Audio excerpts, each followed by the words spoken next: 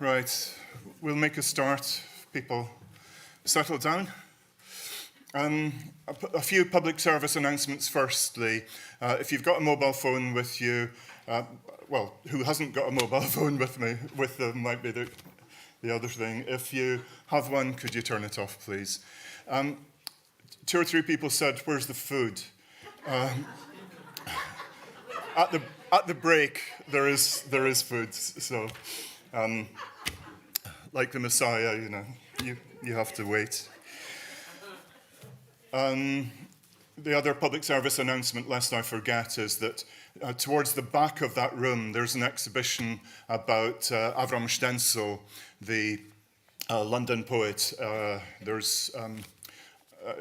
those of you who speak Yiddish or who can read Yiddish, some of the exhibition is in Yiddish, including in handwritten Yiddish, so good luck with that to some of you. Avram Stenzel was a major Yiddish poet from Germany who moved to London and is coming something of a revival of his interest in his work of late. So, good evening, Shalom Aleichem. My name's Ross Bradshaw from Five Leaves Publications in Nottingham. Together with the Jewish Music Institute, I would like to welcome you to this event marking the 70th Yahrzeit of the leading members of the Jewish Anti-Fascist Committee murdered on the orders of Stalin on 12th of August 1952. We had hoped to have the event on 12th of August this year, but some of our platform were actually away singing Yiddish and teaching Yiddish at the time, so apologies for the slight delay in having this event. I want to thank Jill Karpas from Jewish Music Institute for help in doing this, and in fact doing a lot of the organising for the event, and arranging it for this also to be live streamed to enable some friends in New York, Cambridge, Scotland, including the Glasgow Yiddish group, and some friends back in Nottingham as well. You will have seen that there's a fairly packed programme tonight. I'll come to that in a minute, so I'll keep my introduction short. But I need to go back to the middle 2000s, 2006, 2007, when Joseph Sherman and I started discussing a collection of the Soviet Yiddish writers who were around the Jewish Anti-Fascist Committee. We planned to bring out a book to be launched at Jewish Book Week in 2009 of their work in translation. Unfortunately, in 2008, Joseph became seriously ill and died in March 2009. And we simply didn't have the heart to continue with the book. It was still unpolished. The editing hadn't been finalised. And then my partner, Myra Wolfson, as we moved towards 2012, which would have been the 60th anniversary, the 60th Yahrzeit of the murdered writers, she said, look, we're moving towards then. Can we bring the book out of the files and see what we can do? Can we make it a complete book? And with the help of Gennady Estreich, who's one of our speakers tonight, and a number of other people and a number of other translators, we were able to finish that book. And we were able to launch it at a very large meeting, also at SOAS on the other side of the square here. And that book became From Revolution to Repression, Soviet Yiddish Writing, 1917 to 1952. Not only did Gennady speak, but Helen Beer spoke, who is down here, and Polina and Polina Shepherd provided music, and we read from the writers in Yiddish and in English translation, while Robert Chandler spoke about Soviet Jews who wrote in Russian rather than Yiddish. Somewhere down the back of the internet, you can even find me reading a story by Peretz Markish. It's called The Workers' Club, and I would advise you to do that, really. For Peretz's sake, not necessarily mine.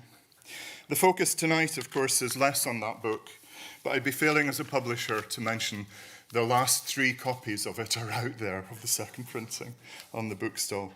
It would be nice to imagine that Joseph was looking down from Jener Welt when we did that event in 2012, and tonight in 2022 we remember him as well. We decided that, partially because of Joseph, that we would keep several of the team together from that year too. So to tonight. In the first half, Gennady will talk about the background to the arrests and subsequent execution of most of the leading members of the Anti-Fascist Committee. Gennady has written and edited many books on Yiddish in the former Soviet Union and elsewhere. There's a full list of his work on the bookstall, and if any of you have access to a university library, please do get those books ordered. Gennady is an academic, mostly teaching in the USA at New York University. He also edited the Yiddish newspaper Sovietish Heimland. His next book, which comes out in February, is on Birobidzhan, the so-called Jewish autonomous region set up by Stalin in the Far East. Helen Beer, who will be speaking second, will talk about some of the writers and read from their work in Yiddish and English. Helen is central to secular Yiddish life in this country. I'm sure there are many people in this room, in fact, I know there are many people in this room who've been taught by Helen, either at UCL or at one of the summer courses in Berlin, Paris, or with the Jewish Music Institute at Ottosoi here in London. And some, I think, also were their PhDs were supervised by her. As well as her academic work, Helen translated Michael Rosen's We're Going on a Bear Hunt into Yiddish for 5 leaves, Wir gehen auf a Bärenjagd. There are copies out there as well. They will be followed in the first half by the wonderful Polina Shepherd on voice and piano. Polina teaches and performs Yiddish song like everywhere. We were talking earlier, people were saying, I last saw you in Haifa, I last saw you in Berlin. Follow her on Facebook, you'll visit the world with Polina. She runs Yiddish and Russian choirs, very much loved as a performer and choir leader. And during lockdown, she brought Yiddish musicians together from all over the world to do concerts on a weekly basis. We'll have a short break about 8. I've already said there's a little food, light refreshments. And then the second half, we have the film Song Searcher, a film about Moshe Beregovsky, who recorded and studied the traditional music of Ukrainian Jewry in the 1920s, 30s, and 40s. He was imprisoned in a Stalinist labor camp in the 1950s. His film will be introduced by the violinist Igor Polisitsky, who appears in the film, as does our first speaker, Gennady Estreich. Both Igor and Gennady are of Ukrainian Jewish background.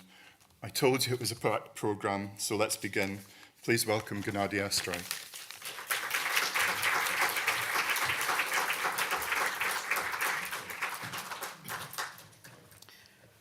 Thank you, Ross. Thank you for inviting me. For me, it is a kind of a nostalgic trip to a considerable degree, to see many people. And also 10 years ago, there was a very similar event, yes. As Ross mentioned. I'll get out my watch, not because the idea is to put into a tiny plate quite a significant meal, yes, somehow, because it is a long story. So the Jewish Anti-Fascist Committee. The Jewish Anti-Fascist Committee was established in the beginning of 1942. And it's important to stress that it wasn't established as a Jewish organization. It was established as a propaganda unit targeting Jewish audiences. So it was a structural unit in a huge propaganda apparatus established on the second day of the war in 1941. I mean the Soviet-German phase of the Second World War. And this apparatus was called the Soviet Information Bureau, or for short, Sovinformbureau. This Sovinformbureau had various units, and 5 of them were called committees. Committees created to produce propaganda material for various segments, predominantly of foreign population. So there was a committee that targeted young people, a committee that targeted women, scholars, and also Slavic people, so the 4 committees. And the committee of our interest, of course, is the Jewish Anti-Fascist Committee, was created mainly to target the American Jewry, the British Jewry, and in general, all other, Jewish communities. It wasn't a unit, it wasn't a committee that people could volunteer to take part in its activities. It was a committee of carefully vetted, carefully selected people, reliable, Soviet, and qualified. Qualified, once again, the only purpose of the committee was to produce propaganda material. Propaganda material that would be sent all over the world. This is how I published last year, I believe. I came across a report of the committee that listed their contacts, international contacts. It lists and lists and lists, pages and pages of various organizations, units, periodicals that they would distribute the articles, information, or actually also poems, stories, and so on. This was the only one. So again, a non-Jewish, populated by Jewish writers and journalists, predominantly. Predominantly not only Jewish, but Yiddish. Yiddish at that time was, of course, the dominant language, that was considered at least, but it was also practically the dominant language for these reading communities outside the Soviet Union. But they also translated in various languages: Hebrew, English, Spanish, name it. Yes, so it was distributed, German, and so on. The main figures in the committee were Yiddish writers. So it is important to understand there was a committee, so people who created a kind of a board, or sometimes they were nominal. It was a long list, members of the committee. By 1943, over 60 people, including some Jewish generals, writers, who weren't involved really, but were listed. But there were also people who were on the committee and also involved, writers. I'll mention just a few names: David Bergelson, David Hofstein, Leib Kvitko, Peres Markish, and a few other people. As the chairman of the committee wasn't a writer. It was the actor and the theater director, Mikhoels, who was the most prominent figure as a Jewish actor and as a Jewish director, the most prominent in the landscape of Soviet cultural life. He was decorated with the highest Soviet decoration, the Order of Lenin. He was a professor. He had the title of the People's Artist of the Soviet Union. What was also important, that he was known not only in the circle of Yiddish readers, Yiddish theater goers, or so on. He was known also outside this circle, because he appeared in a couple of films, including the film Circus, that was very popular. And in this film, he, together with a colleague of his, appeared singing a part of a lullaby in Yiddish. It was a lullaby in various languages, Uzbek, Russian, and so on, and he appeared in Yiddish. So he was the chairman. The activities of the committee initially didn't have a very high profile. It somehow developed. They developed contacts and so on. And the high profile came after the visit in 1943 of Mikhoels and the Yiddish poet Itzik Pfeffer, of their visit to the United States. They also spent some time, it was mainly in the United States, but also some time in Canada, some time in Mexico, and on the way back they made a stopover in this place, yes, in London, and not only in London. So what we can see, we see that two people came to the United States. First of all, an actor and a writer, a poet, a proletarian poet. And when they came back to the Soviet Union, they had a feeling, it seems from what we know that they were people ready to make history, because they were welcomed and received not as an actor and a writer. They were received as representatives of the Soviet Jewry. That actually they didn't represent the Soviet Jewry.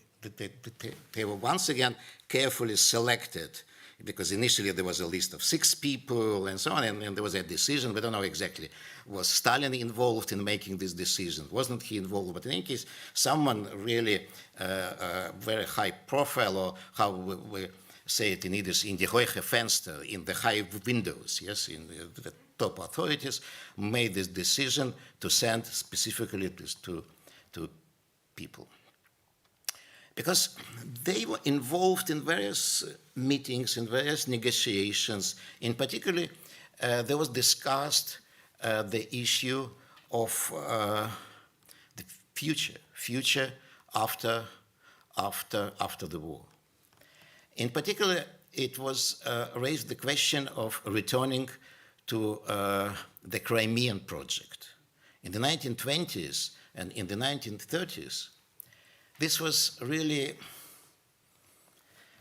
a project that was a front page project, generously sponsored by American and other organizations, predominantly Jewish organizations, but not only Jewish organizations. The Rockefeller Foundation was involved, for example, in sponsoring. It was a project of Jewish colonization, agricultural colonization in the Soviet Union in general, and in Crimea in particular. You know, this was a very old and even obsessive idea of many Jewish intellectuals to make Jews productive. Shtetl Jews, never parasitic, yes? No. We'll create a productive guy, a strong guy. Yeah? We can find similar posters of, you know, Zionist movement, communist movement, you know, very strong guy, a strong woman as well, yeah, and also productive, producing something. What was important for many people, the idea of a Jewish nation was somehow not visible without peasants. What kind of a nation you can find without peasants, yes?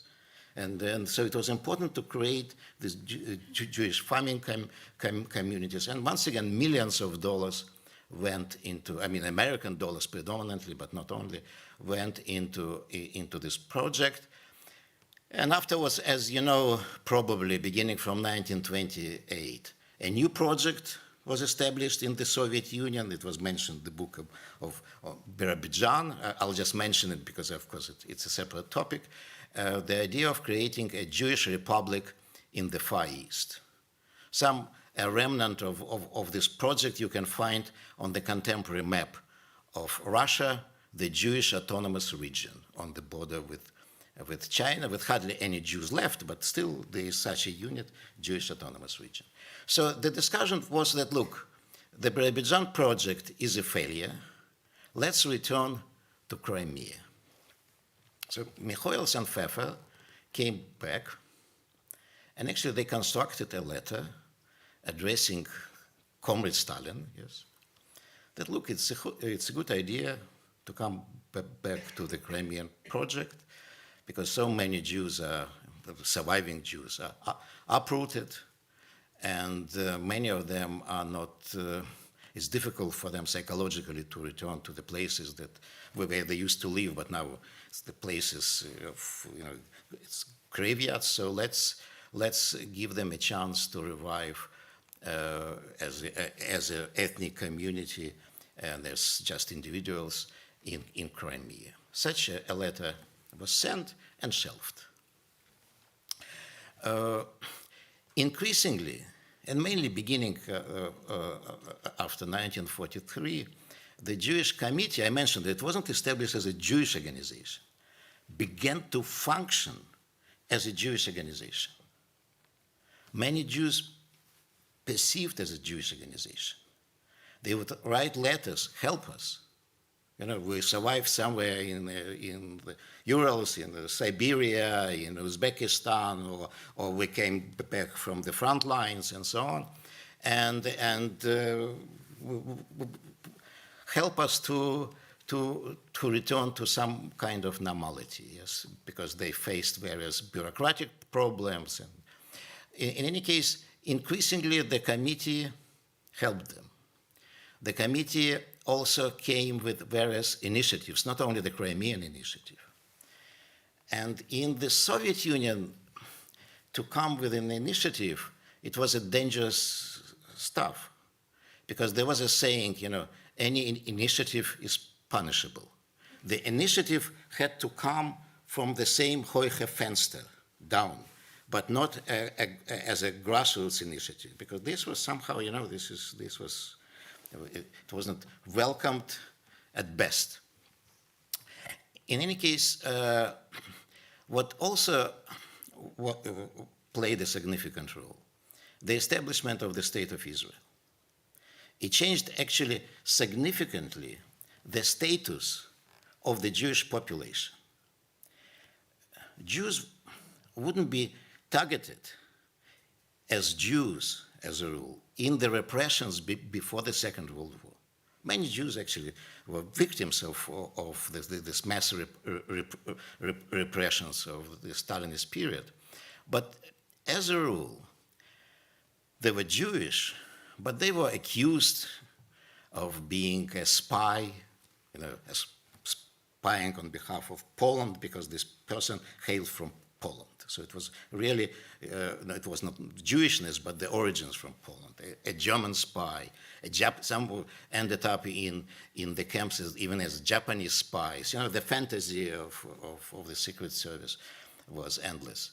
Or they were accused of being in favor of Leon Trotsky, or something else, or terrorists, or whatever, but not as Jews. Because in the Soviet Union, there was a category of people who had a country outside the Soviet. For example, Germans who had Germany, Poland who had Poles who had Poland, Greeks who had Greece. So the Soviet apparatus looked at such people with suspicion. Are they really 100% loyal to the Soviet Union? Or maybe they were more loyal or partly loyal also to Germany, Poland, Greece, and so on and so forth. For Jews, this factor didn't play any role because Palestine wasn't considered as a country. So after the establishment of the State of Israel, Jews automatically joined the category of ethnic group with some suspicion. Are they really loyal only to the Soviet Union? And you know, in the Soviet Union, only full loyalty was recognized. Part-time loyalty was not really what was accepted. In any case, the result was that in 1948, in November 1948, the Jewish Anti-Fascist Committee was closed. There were a few attempts. We have the archival documents that show that there were a few attempts to close, or at least ideas to close the Jewish Anti-Fascist Committee also in 1947 and so on, because strictly speaking, after the war, who needed anti-fascist committees? Yeah? Somehow the mission was accomplished. But all other committees were transformed into something else without this definition of anti-fascist. There was a committee, anti-fascist committee of Soviet women. It became a committee of Soviet women. And it operated till the end of the Soviet period, and maybe even now in Russia there's some committee or something, and similarly with other committees. The Jewish Anti-Fascist Committee also a couple of times was close to, there was some people toyed with an idea of creating a Jewish committee without this anti-fascist, and it was discussed, but it didn't happen.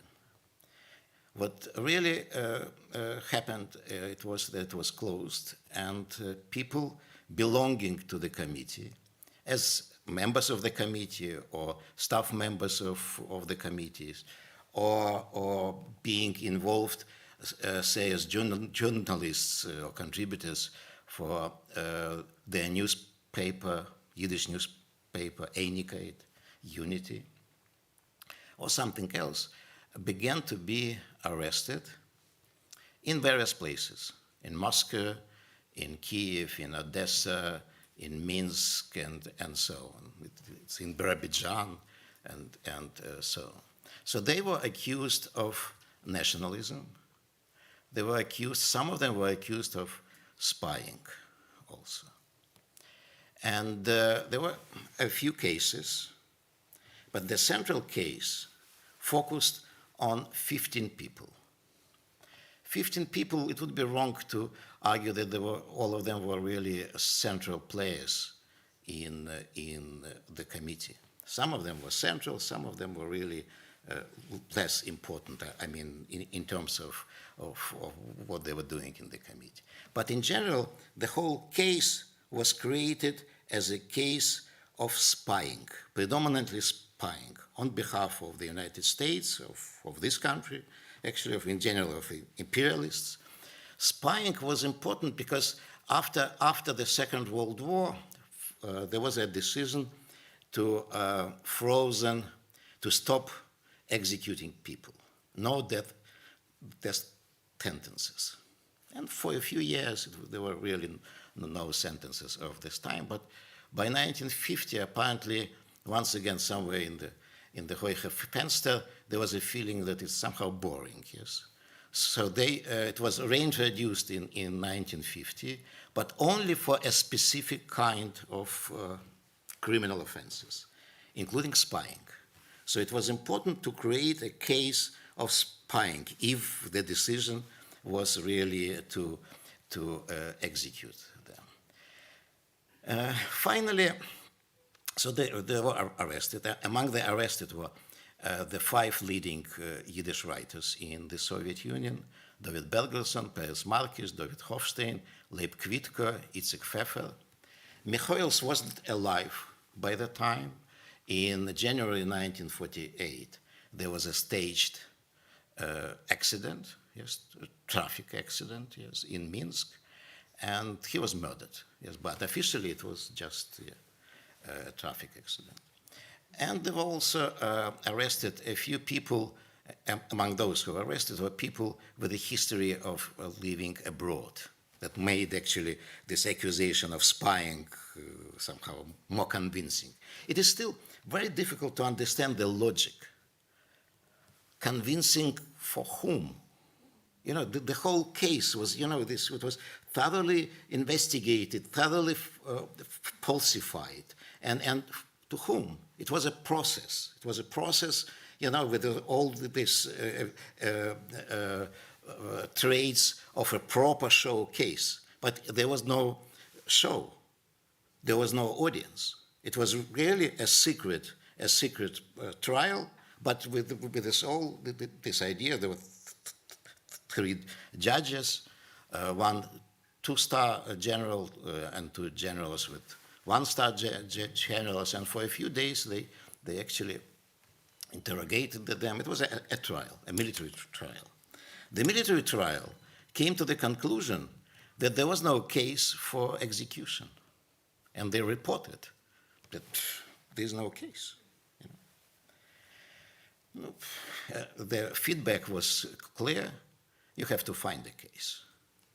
And finally, in August, on the 12th of August 1952, 13 people were executed. So I mentioned that initially there were 15. 1 person died in prison, and 1 person was exiled. It was a scholar, Lina Stern. She was a very significant scholar. She was the first woman who became a full member of the Soviet Academy of Sciences. There are various stories why And there was even an idea, because she was dealing with the issues of longevity of life, to make it longer and so on. So maybe Stalin wanted to use we can buy these stories, whatever. In any case, she was exiled and survived, but 13 people were executed. Someone, I don't know when, it is still a question, decided to call it the night of murdered poets. Yes, there's now quite often it is the night of murdered Jewish poets, Yiddish poets. I don't like it, because I believe it's not fair. Because it somehow, okay, 5 poets, and what about the remaining 8 people? They're not important, or what? So it's immediately, it creates 2 leagues of people who were equally executed and equally actually persecuted. But in any case, it was secret. There was nothing in the press of the Soviet Union mentioning the case of the Jewish Anti-Fascist Committee, the execution, the trial. In fact, the date, the 12th of August 1952, remained unmentionable. It was a taboo until December 1989. Only as late as December 1989, it was officially recognized that there was such a case, there was such an execution. So it was also 89, as you know, it was Gorbachev died yesterday, yes? So it was the Gorbachev period when it also included the so-called glasnost, openness, so some archives were open. But during this period until 1989, there was no case of Yiddish writers. Some details became known as late as 1956. Before 1956, it was not even clear what had happened to Bergelsson, to Markish. There were legends that they were alive, they were whatever. 56 because their widows received information about the 12th of August, 1952. So, and of course, it became. So this is what we have. There was some sadistic, or whatever, logic that explains the end of the tragic end of the Jewish Anti-Fascist Committee. It was doomed in the context, in the paranoia of the time in the Soviet Union. They were effectively doomed. It is still not clear, at least I find it difficult to explain 100% why it was necessary not only to liquidate the Jewish Anti-Fascist Committee, why it was necessary to liquidate anything that had to do with Yiddish culture. Why? People involved in Yiddish culture, including actually those executed in August, were 100% loyal Soviet citizens. They were not dissidents. They were Soviet citizens. Yeah? Many of them were members really of the Communist Party for many years, loyal members of the Communist, believers in this. And the same was characteristic of the entire system of this Yiddish culture in the Soviet Union. Why was it necessary? It's still not clear. I don't know, in general, any historian who deals with Soviet history has a problem, has many problems, but one of the problems is that we hardly know anything about the process of making decisions. We know the results, but how and who actually had come to such a decision, it's not known. So the only thing that remains is to wait. Let's wait. Let's wait. Maybe some archives will open, something else here, and we'll find out why. Thank you.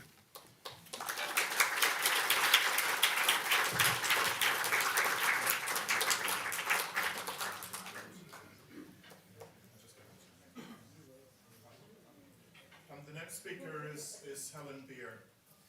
Thank you, Janelle.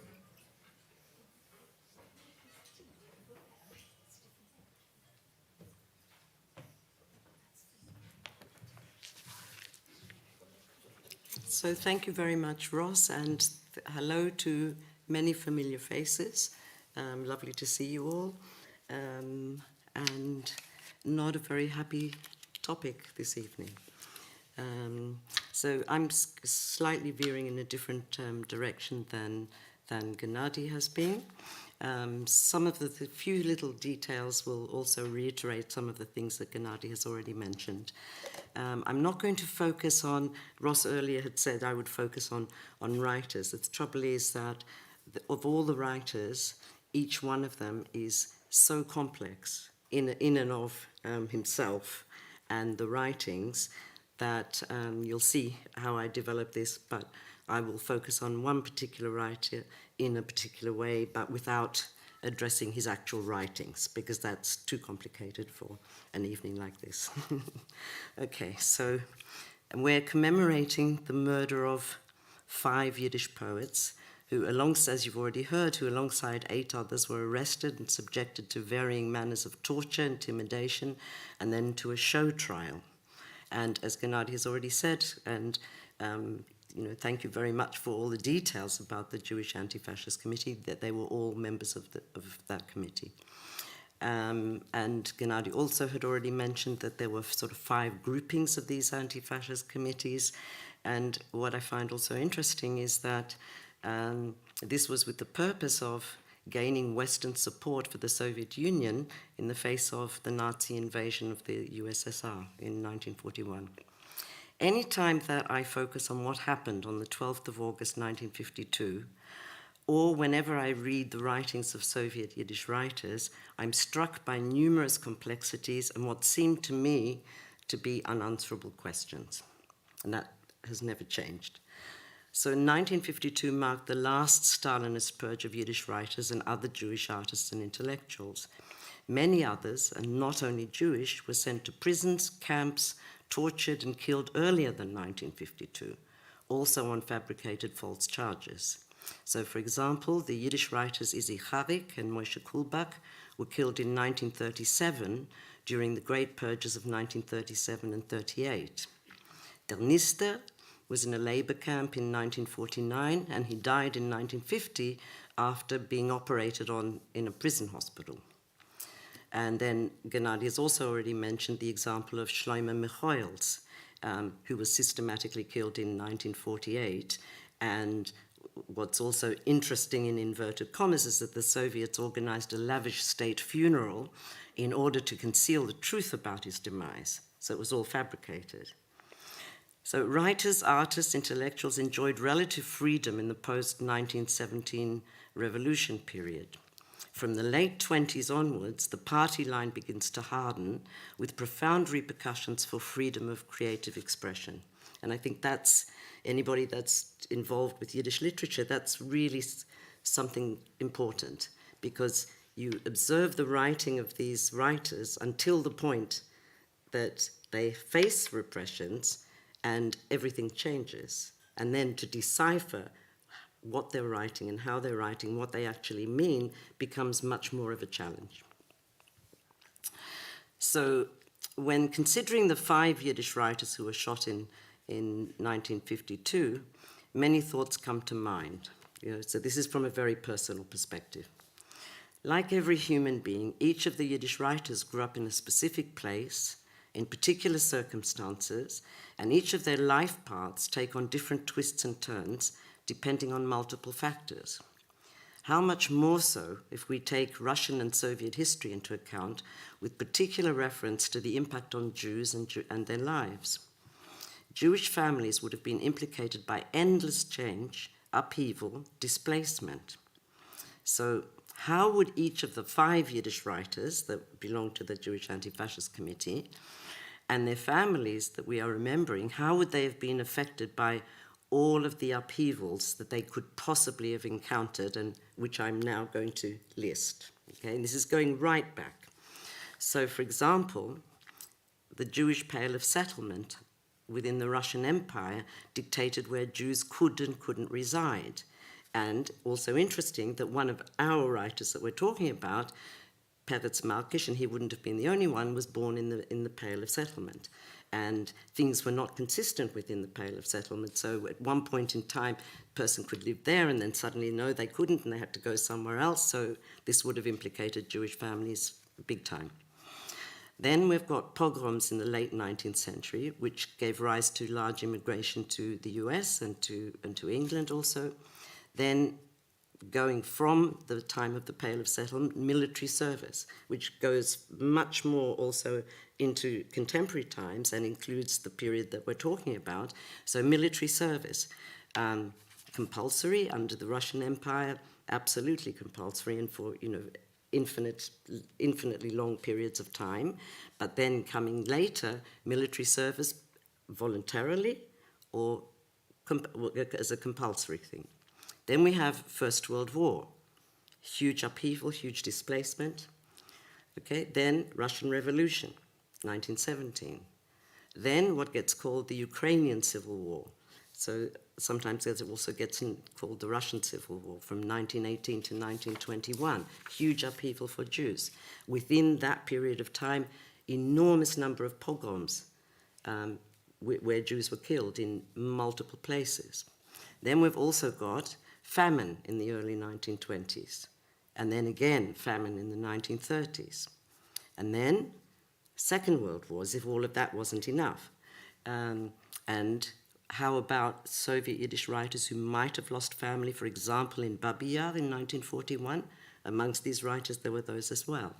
Then, post-Second World War, the acceleration of anti-Semitism. This seems inconceivable, given everything that was already known at that time. So I'm always asking myself many questions, and I'm going to share some of these with you.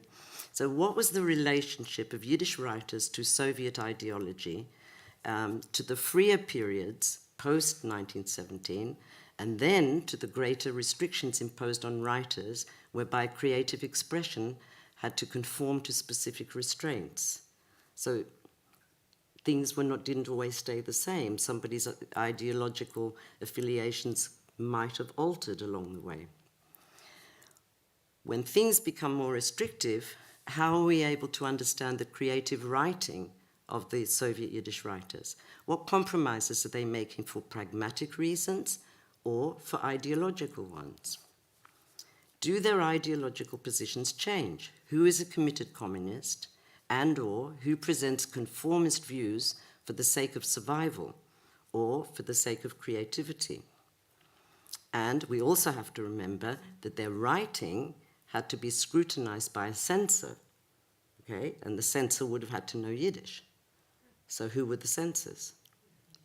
What positions did they occupy politically?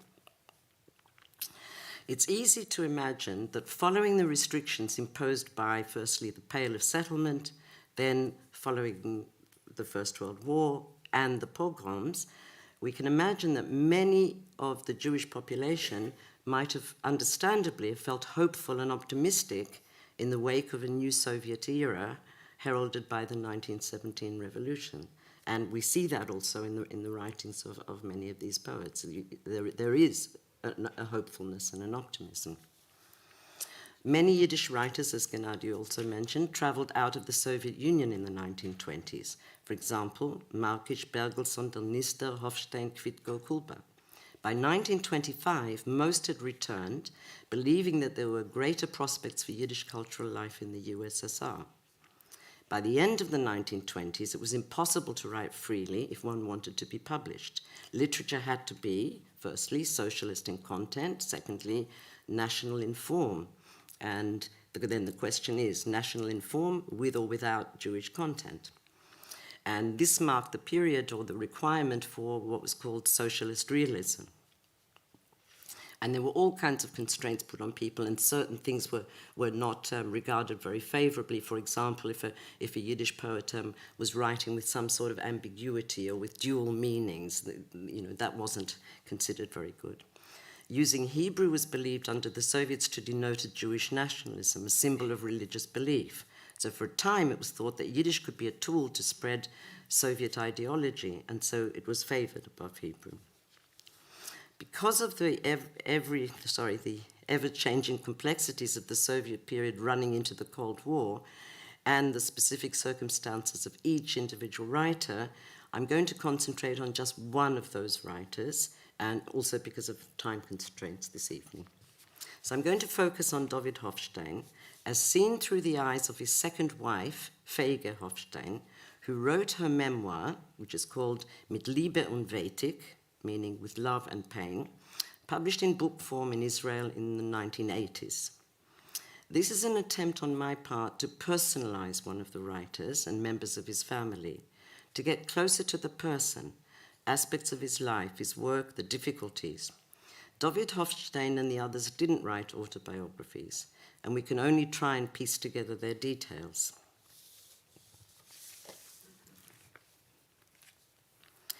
And I think these stories need to be remembered alongside the writers and their work and their families.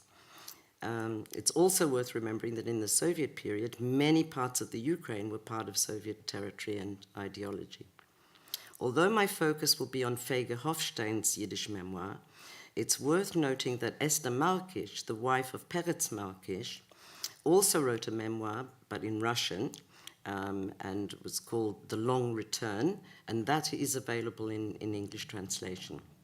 Like Feige Hofstein, Esther Markish also writes in detail about her husband, their life together, and all the political shenanigans they experienced leading up to the murder of Markish and the others, and also very much focusing on what happened afterwards. So David Hofstein was born in 1889 in a Ukrainian town not far from Kiev. And he grew up on a farm. His father was a forester. His mother was from a celebrated musical family. And he was the eldest of 10 children. He attended a cheder. His later Jewish education was supervised by his grandfather, but he also had secular tutors in Hebrew and Russian. He first wrote in Hebrew, then in Russian and Ukrainian. He served in the military in 1912 and 13, and afterwards he moved to Kiev to pursue a more formal education. He married Hinda Gittel in 1914. She died prematurely in 1920, and they had 2 sons, Shammai, born in 1915, and Hillel, born in 1916. Hofstein's writing, and I could say a lot about this, but I'm only sort of touching on one little aspect, was heavily influenced by images of nature, not surprising given his early experiences within rural landscapes. And he was at the center of the vibrant Yiddish cultural life which emerged in Kiev.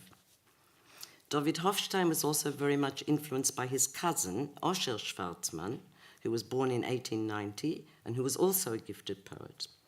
One can read some warm correspondence in Yiddish between the 2 cousins. Osher was mobilized into the army at the start of World War I. Because of the pogroms against Jews, so that's in the period already 1918 to 21, Osher later joined the Red Army in 1919 and was killed in battle the same year. Later Soviet critics revered Osher Schwarzman as a major voice in shaping the orientation and development of Soviet Yiddish writers. It's also interesting that one of Hofstein's siblings, his sister, Shifra Holodenko, she was born in 1909 and died in 1974, she also became a poet. And she took on the surname from the mother's family, from the musician's family. Hofstein did sympathize with the Bolshevik cause, although he did not become a card-carrying member of the Communist Party until 1940. In 1924, Hofstein was dismissed from membership of the Writers' Association and banned from Soviet Yiddish dailies, that's contributing to them, on account of his having signed a document to support Hebrew, because he was very much in support of Hebrew. He'd been accused of all kinds of things, Jewish nationalism, of being too aesthetic, too elitist, too bourgeois rather than proletarian enough. In 1924, he traveled to Berlin and then on to Palestine with Feige, returning to Kiev in 1926. Much more can be said about Hofstein's life and his work, but I'm going to move on to Feige's story and her memoir.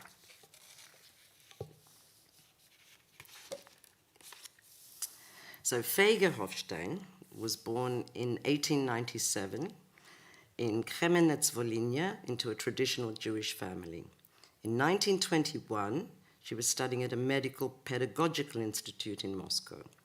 In 1925, she traveled to, as I've already said, to Berlin with David, and from there they went to Israel, where they were married.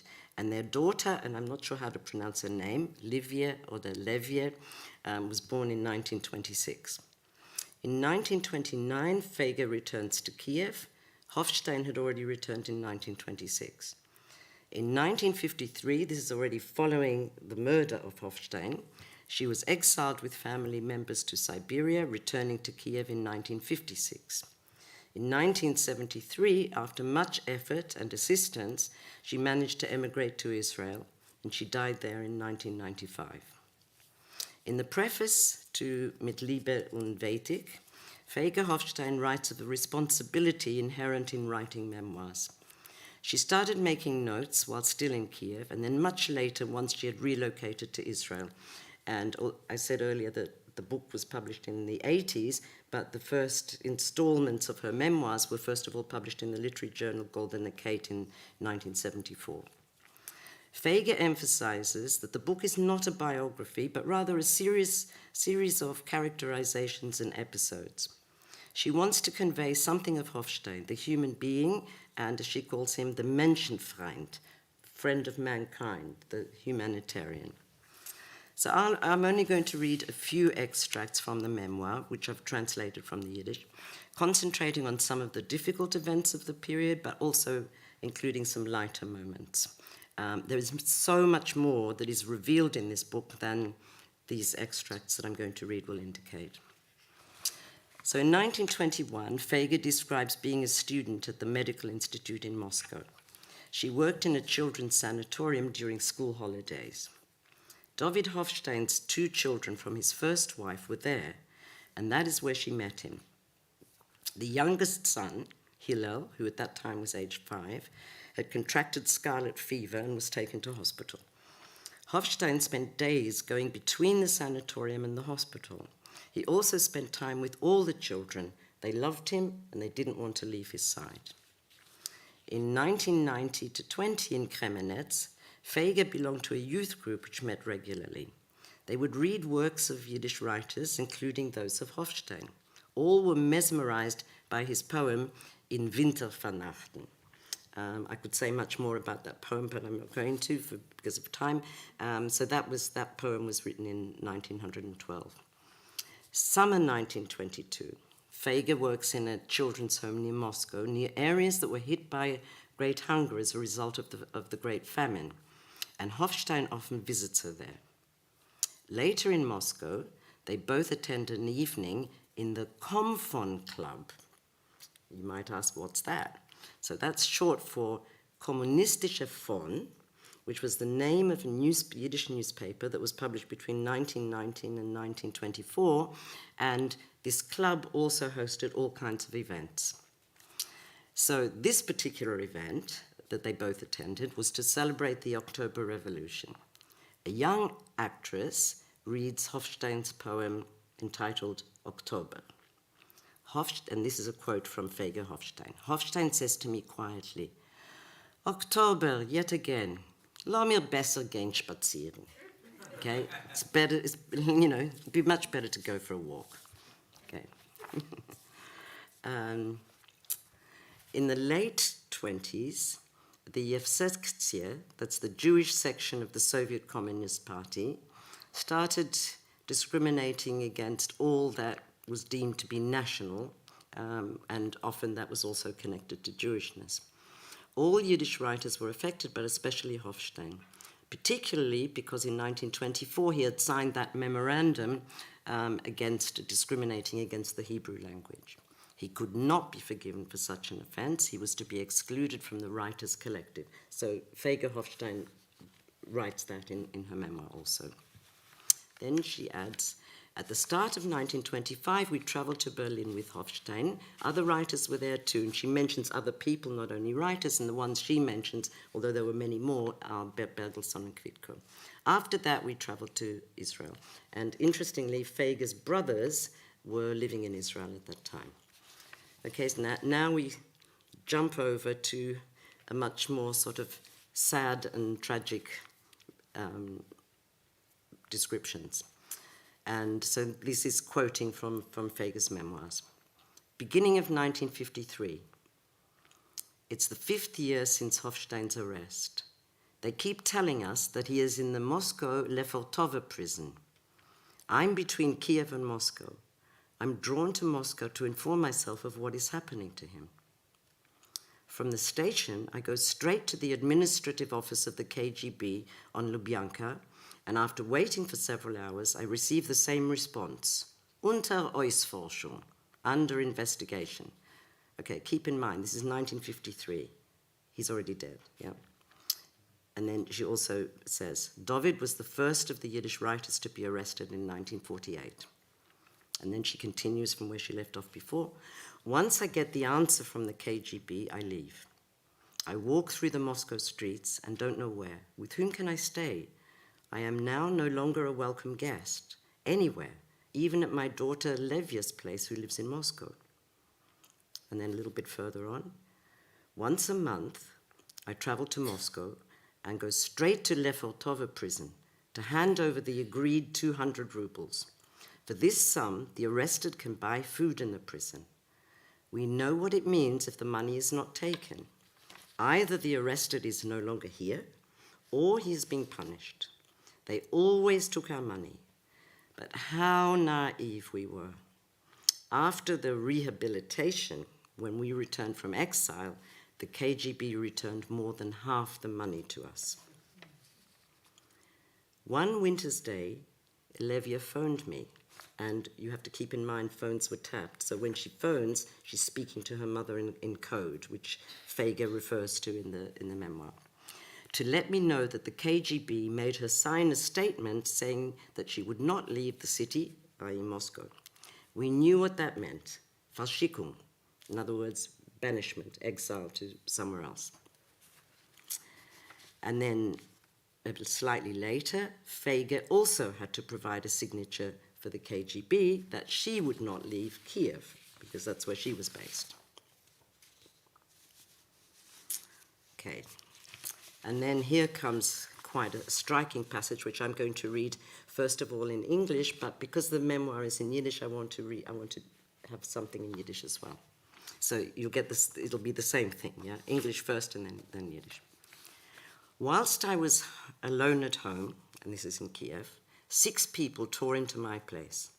The house manager, the caretaker, a representative of the judiciary, someone from the writers' organization, and 2 workers. They demanded that I free up the room and started moving things into the son's room. That's the son from David Hofstein's first marriage. What are you doing? We are freeing the room. An enemy of the people lived here, answered the judicial representative. What are you talking about? What kind of enemy of the people? There is still no verdict. Who says there isn't one? There is. He took out a piece of paper, situated himself in the middle of the room, and happily, slowly, word for word, read out the judgment. This is how I, the only one from the writer families, came to know of the dreadful sentence. None of us women were officially informed until November 1955. Okay, and then now the same thing in Yiddish. Bis ich bin gewesen allein in Stub, haben sich zu mir hereingerissen 6 Menschen. Der Hausverwalter, der Dvornik, ein Vorsteher vom Gericht, der Vorsteher von der Schreiberorganisation und noch 2 Arbeiter. Sie haben gefordert, ich soll befreien das Zimmer und genommen schleudern die Sachen in Sohns Zimmer herein. Was tut ihr? Wir befreien das Zimmer. Da hat gewohnt eine Säune von Volk, hat gesagt der Vorsteher vom Gericht. Was redet ihr? Was für eine Säune von Volk? Hab ich angeheuben schreien. Es ist doch noch nicht da kein Urteil. Wer sagt, das ist nicht da? Es ist voran.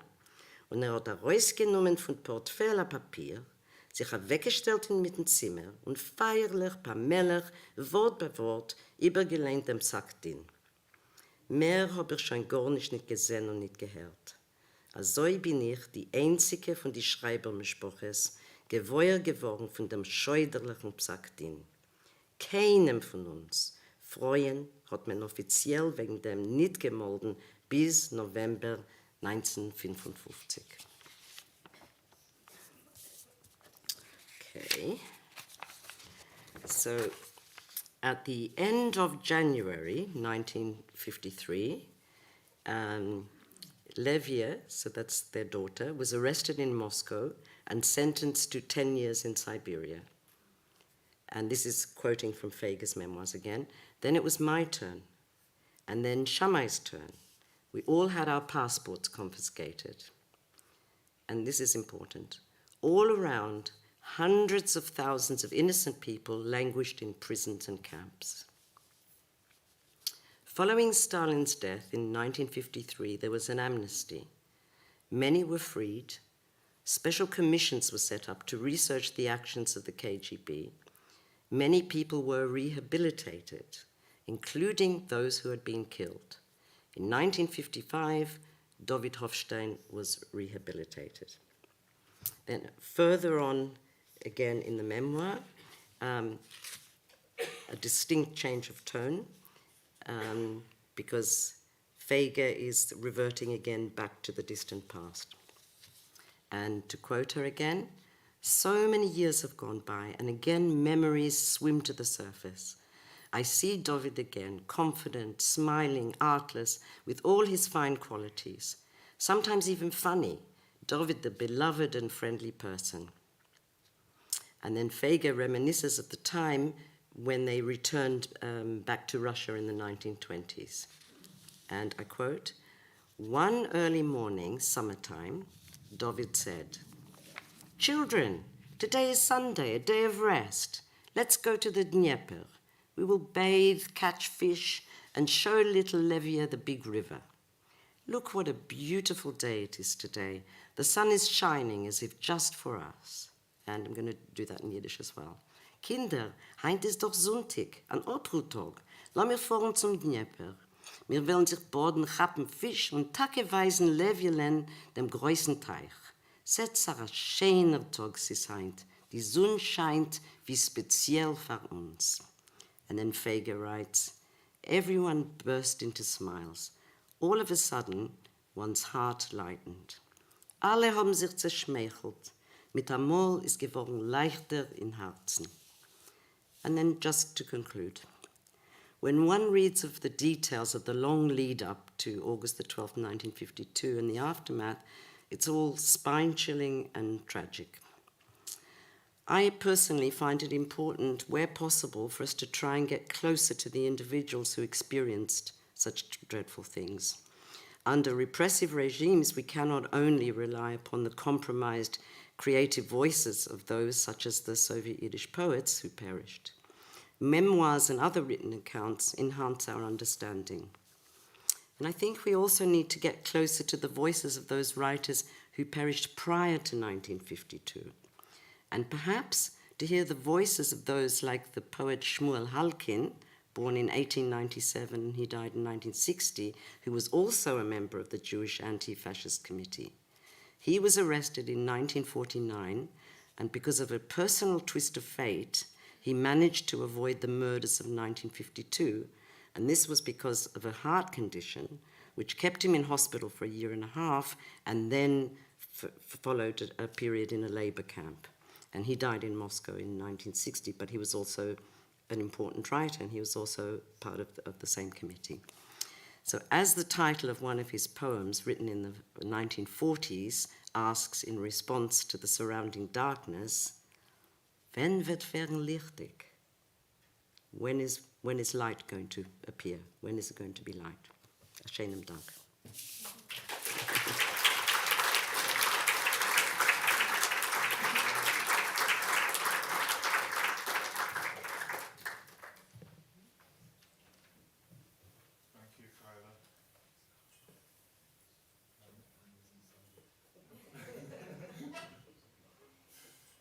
Please welcome Polina Shepherd to the stage.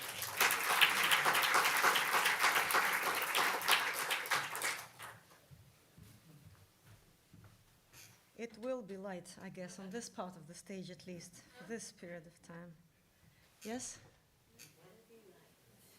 Thank you.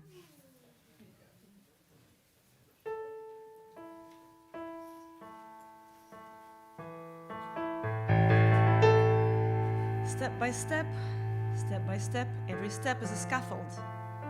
Green stars, tiger eyes, tearlessly the silence cries.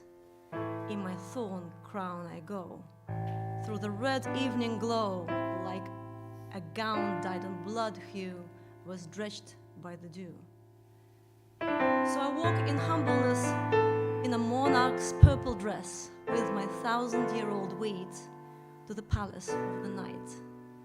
How the grey ravens croak, the night shall soon take off my yoke, and with the rustle of the cold forest, in her lap rock me to rest.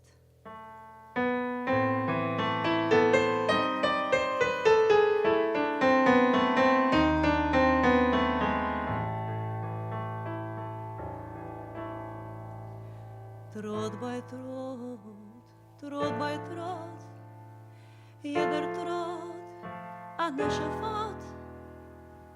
Tiger Abend, grüne Stern und die Stillkeit wohnt und rennt. Und die Stillkeit weint und rennt.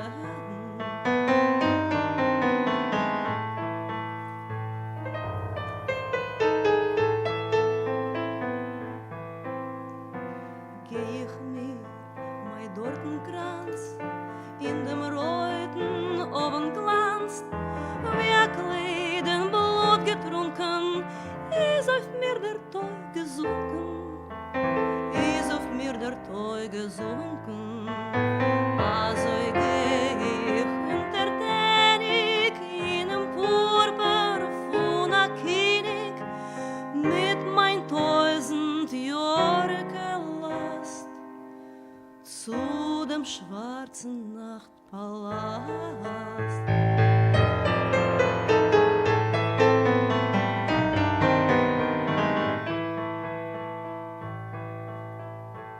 Wie die große Kroien schreien, bald wird mich die Nacht befreien und mit kalten Waldgeräusch mich verwegen inner Scheuß,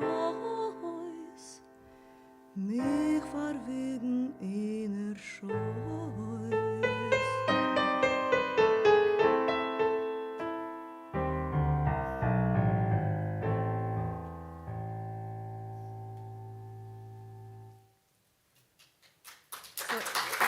Thank you.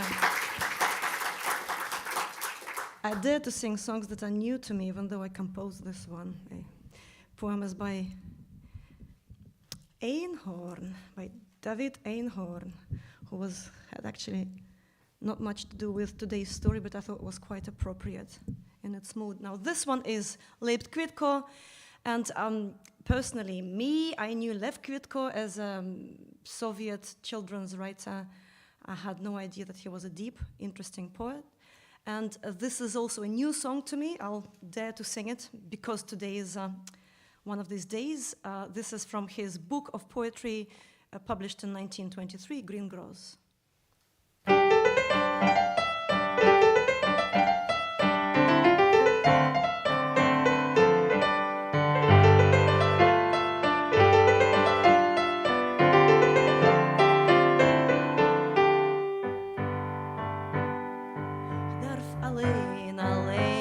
Bleiben, kein Geschbonnes Hob mit sich, darf kein Frieden nicht verbreiten, darf kein Ruckes nicht vertreiben, in mein Tiefisch lebt nur ich.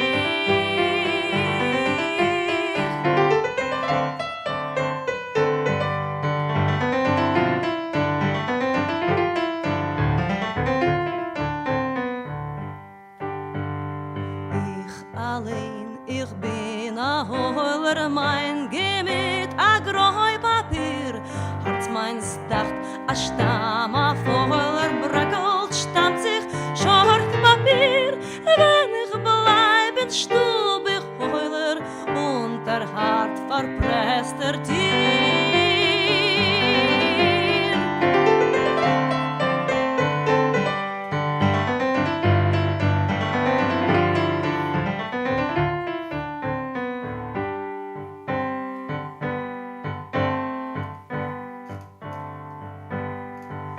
vor ich will regieren, such ich wegen darf ich steht, vierer vorer Spoi verfirren, und gefinn sie wegen Tieren, sich und sie oft neue Freit.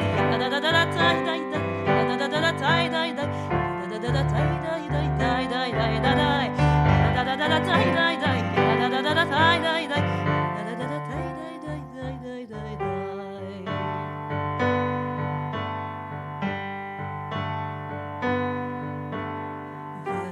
Sod weißt von verlieren und wie vorers zu verführen. Bench dich mich Licht von Tieren, größer geht, bench mit Licht von Tieren, größer geht, größer geht.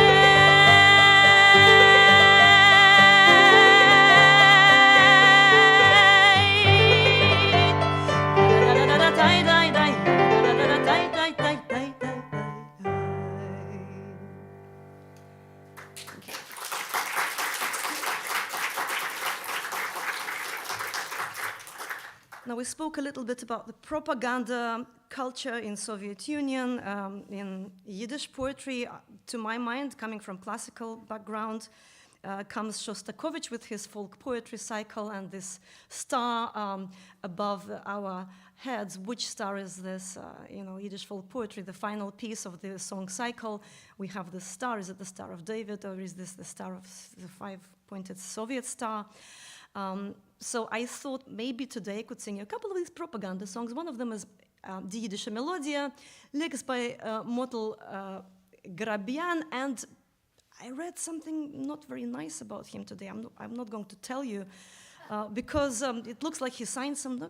I don't want to spread the news because I haven't looked deeply into this, but I don't really know that poet. But I know the composer Riva Boyarska, who has written lots of songs for children, and there's a book of hers that was just recently scanned and given to me. I had no idea how I knew some of the tunes. Somehow they got to me without me knowing who the author was.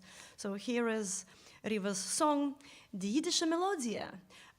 Everything is fantastic. It goes through the streets with everything in it. It rings with cymbal, this Jewish melody. If she wants, you will laugh. If she wants, you will cry. If she wants, you will think. If she wants, you will be thoughtful, just like her, that beautiful Jewish tune. So it's like a fairy tale about this Jewish melody that brings everyone together. And in the end, it says, Die Jiddische, die breite sowjetische Melodie. Beautiful, broad Yiddish and Soviet melody. Yeah, Marina Gordon made this famous. It's been sung by many other Soviet Yiddish singers.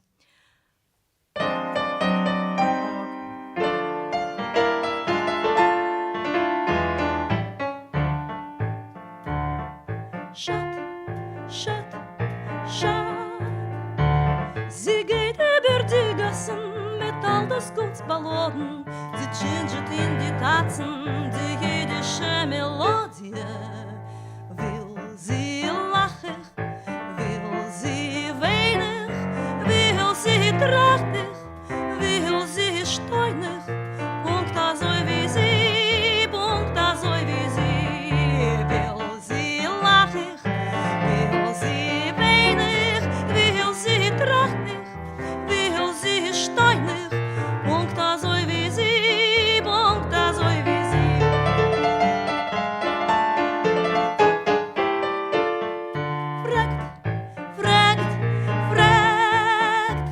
Sie hat sich denn befreit, mir schreit den Verhodje, so leben in unser Nahe die jiddische Melodie.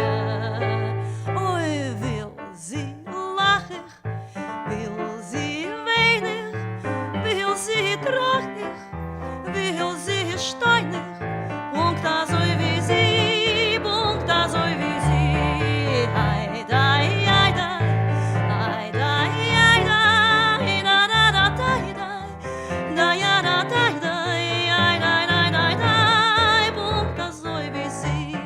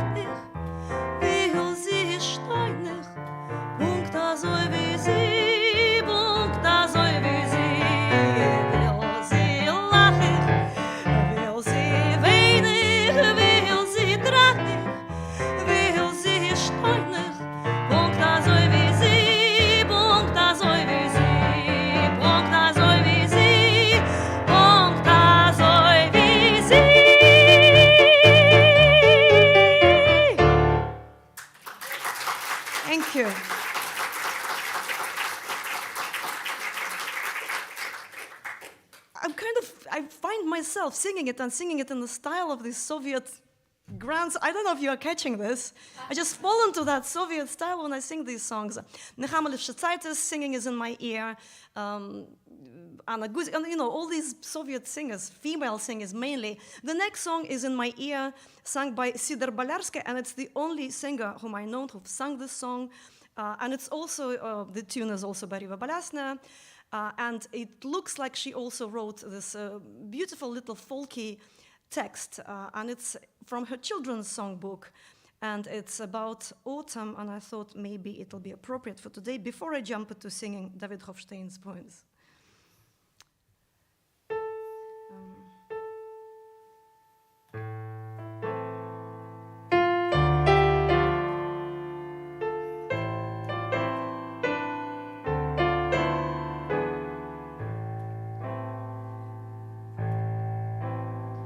Es flattern Blätter und fliegen Schumann, ach früher jetzt ist später, der Herbst muss noch kommen. Tra-la-la, tra-la-la, tra-la-la-la-la-la, tra-la-la, tra-la-la.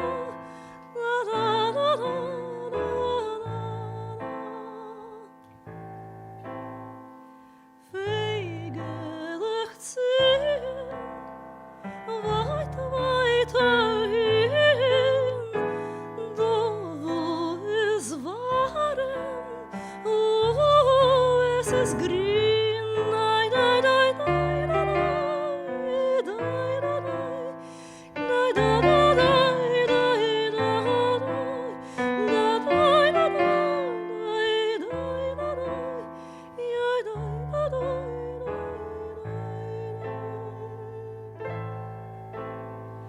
Ois Vögel tellen, ois Blumen und Rosen und Herbstwind und Wellen dem Sommer zerblasen.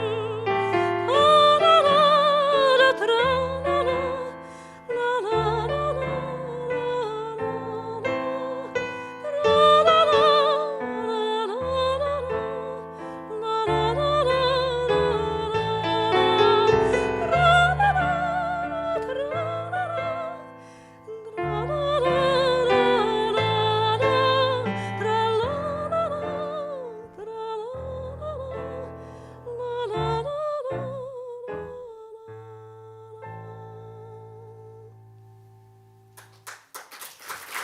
Thank you very much.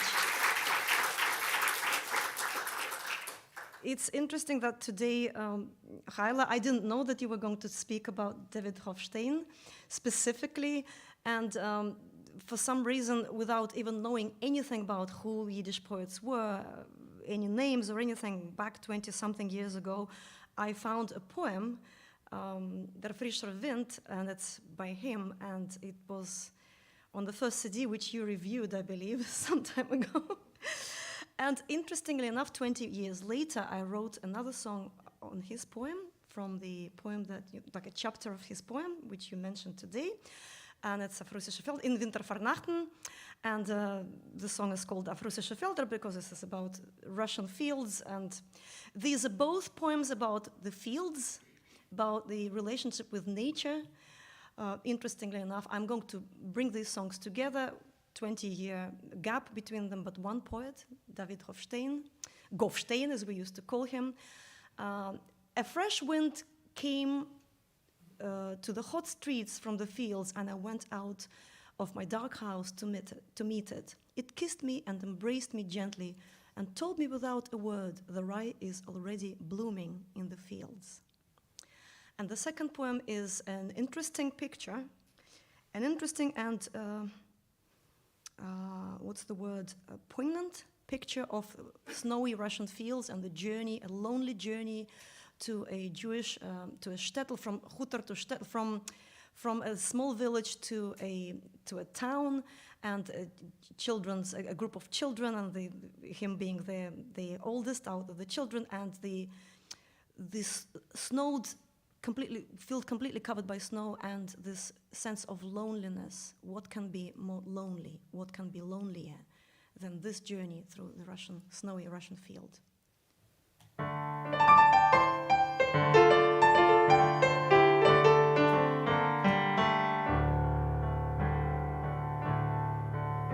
Es hat heim von Felder frischer Wind, auf heiße Gassen sich verglitten und nicht gewusst, wo ein Voice und still geblieben. Und nicht gewusst, wo ein Voice und still geblieben.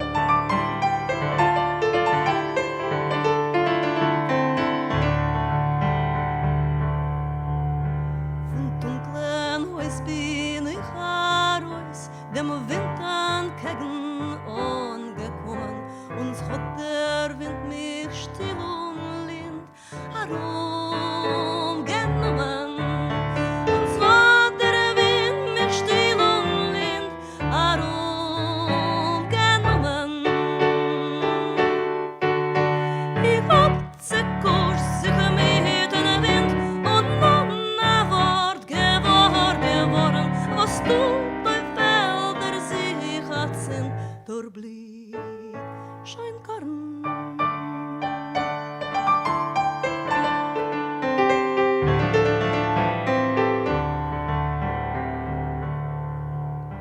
Es wird mir klingen heut bis Nacht, der stille Schall von weiten Wogen. Es blieb Scheinkorn, es blieb Scheinkorn, es blieb Scheinkorn.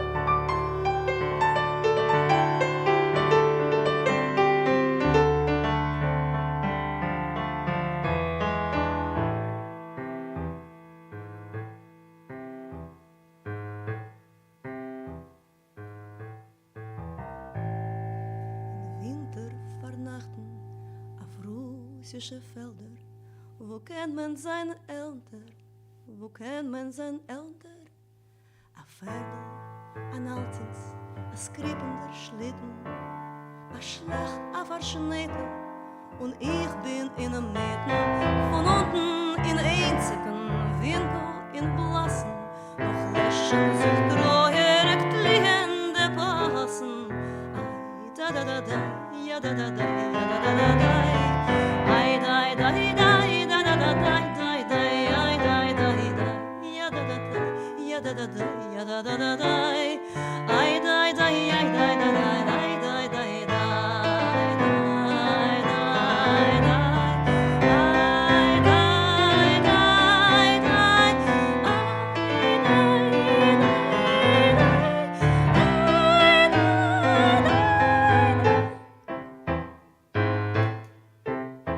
von vorn verspreizt sich Mitber a weißer, und weit dort zur Seite ist a zähnlicher Heiser, dort dremmelt a Huter, versunken in Schneien, zum jiddischen Heisel viel steschkelig gehen. A Heisel wie alle, nur größer die Fenster, und zwischen die Kinder, dort bin ich der Ernste. Ai da da da da, ai da da da, ja da da da da, ai da da da da da da da. Ya da da da, ya da da da da, ay da da, ay da da da da, ay da da da.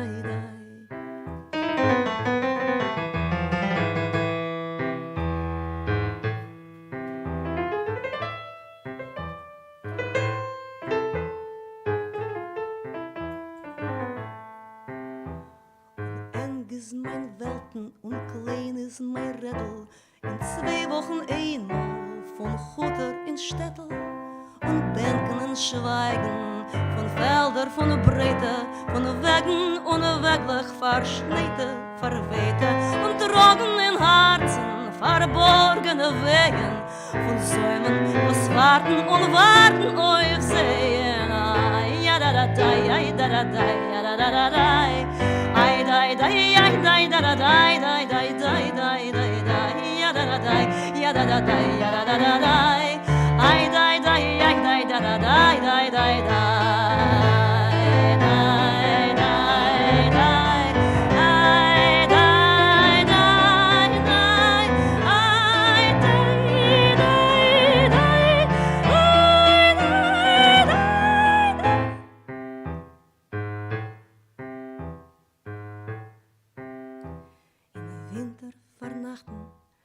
Russische Felder, wo kann man sein Eltern, wo kann man sein Eltern?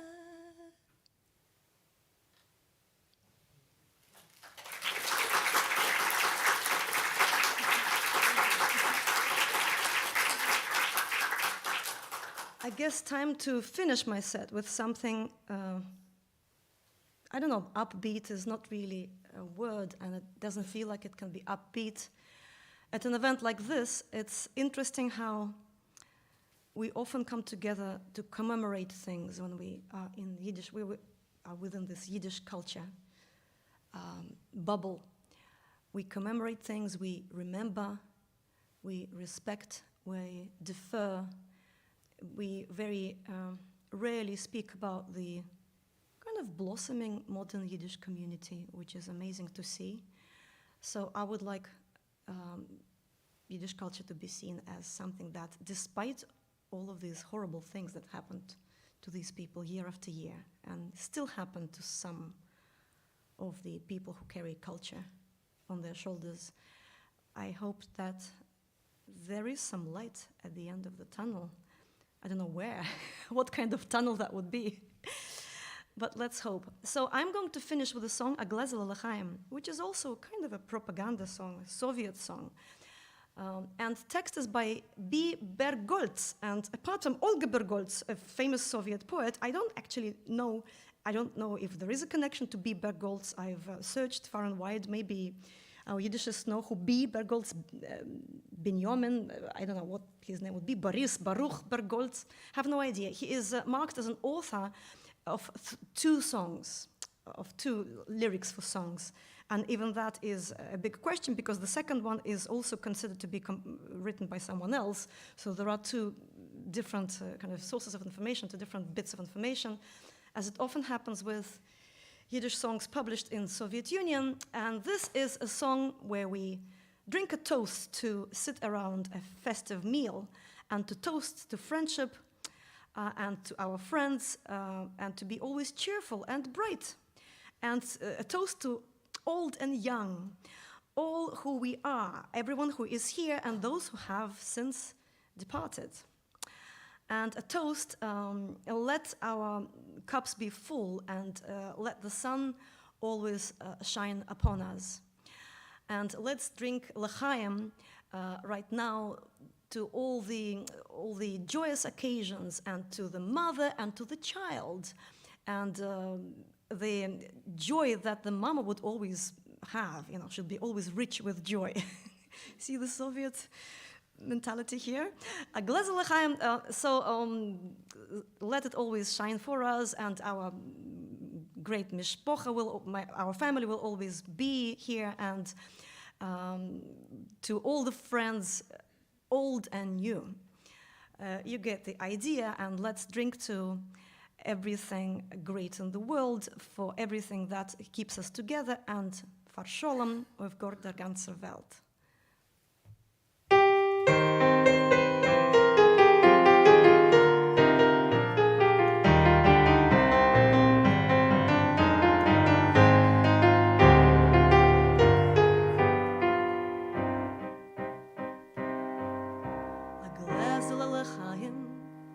Es schadet nicht never hein, wenn man sitzt bei einem jontefdicken Tisch.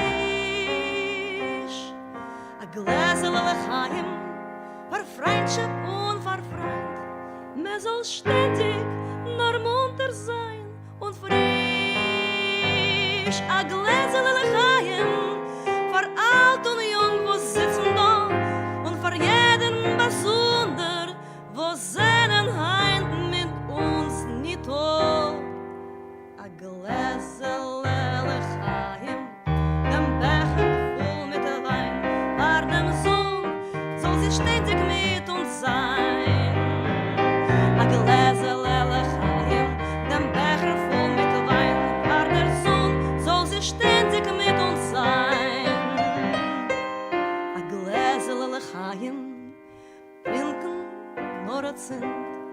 nur auf Simches bei jedem von euch. Oh, ja Gläser, Lalechaim, für Mutter und für Kind, als mit Naches die Mama soll sein reich. Gläser, Lalechaim, nicht obstehen so von euch die Schein, kein Schwestertag, kein schwarzer Tag im Leben, in der Mischpoche soll nicht sein. A Gläser, Lalechaim, is ois trinken kedai, wenn man setzt sich mit Freund auf das Nei. A Gläser, Lalechaim, is ois trinken kedai, wenn man setzt sich mit Freund auf das Nei. A Gläser, Lalechaim, vor unser größten Land.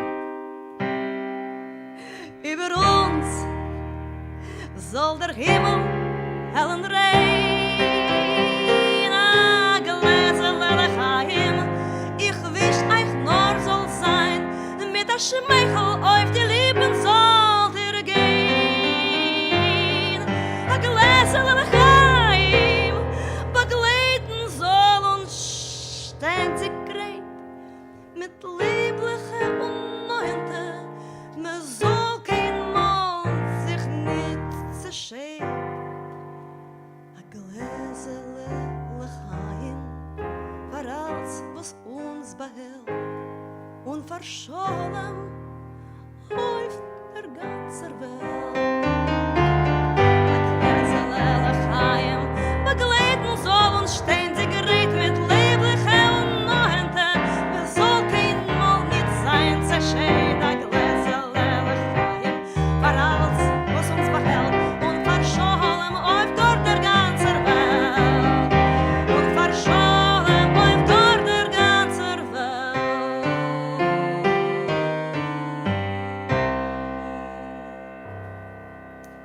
Thank you.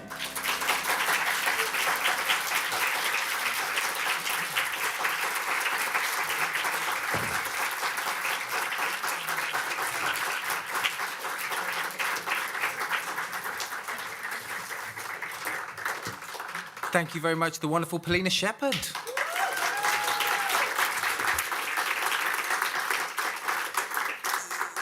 There are two parts to this evening, and I believe there's a break now, a quick turnaround for a break, and food. The joke about don't keep Jews and food apart for too long, or there'll be trouble. So do help yourself some food. We will turn this space around, lower the screen. For those watching at home, you'll be able to see the introduction, but you'll have to refer to the link for the film.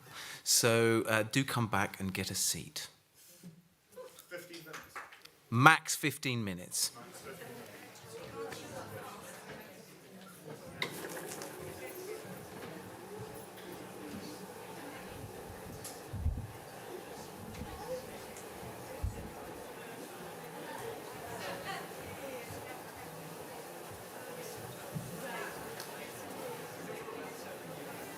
Mohammed, can you kill this?